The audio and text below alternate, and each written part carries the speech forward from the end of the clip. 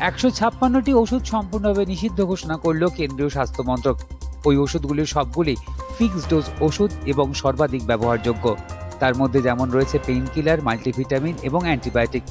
21শে August এই সংক্রান্ত একটি বিজ্ঞপ্তি প্রকাশ করা হয়েছিল। সেখানে 156টি ওষুধের বিষয়ে জানানো হয়।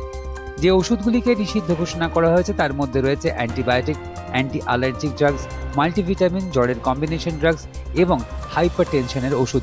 কেন্দ্রীয় সরকারের কাছে একটি রিপোর্ট জমা দিয়েছিল ড্রাগস টেকনিক্যাল অ্যাডভাইজারি বোর্ড। সেই রিপোর্টের উপর ভিত্তি করেই এই সিদ্ধান্ত নিয়েছে কেন্দ্রীয় স্বাস্থ্য মন্ত্রক।